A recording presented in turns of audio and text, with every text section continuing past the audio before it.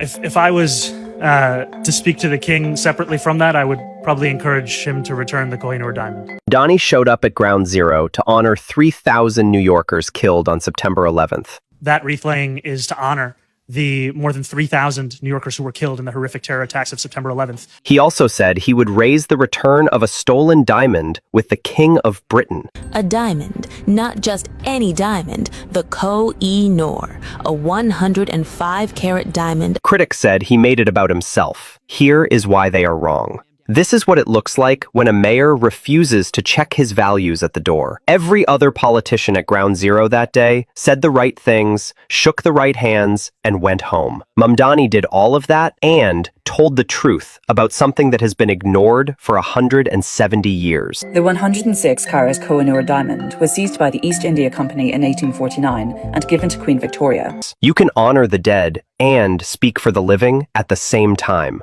That is not self-promotion.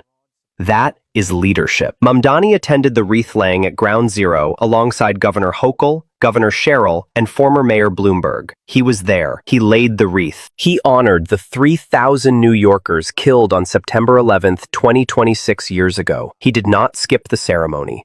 He did not make a scene. He showed up and did his job. When reporters asked if he had anything he might say to King Charles privately, he answered honestly, "If I was to speak to the king separately from that, I would probably encourage him to return the Koh-i-Noor diamond." He said it carefully. He said, separately from that. He was clear that the ceremony was about September 11th. He was equally clear that he would not pretend he had no other views just because cameras were present. The Koh-i-Noor is a 105-carat diamond Britain took from a 10-year-old Maharaja in 1849 after annexing Punjab. India has been asking for its return for decades. Mamdani was born in Uganda to Indian parents. He carries that history personally. When Mamdani and King Charles met at the memorial, they exchanged pleasantries.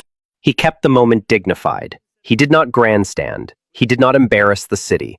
He honored the event and then answered a reporter's question honestly before it. That is not a scandal. That is a politician who tells the truth when asked. New York City is home to the largest Indian diaspora outside India. It is home to hundreds of thousands of people whose families lived through British colonization. When their mayor stands at Ground Zero on the day the King of Britain visits and says the word Koh-i-Noor out loud, he is not making it about himself. He is making it about them. He is saying their history matters, even on the days when the cameras are pointed somewhere else. That is not self-promotion. That is representation.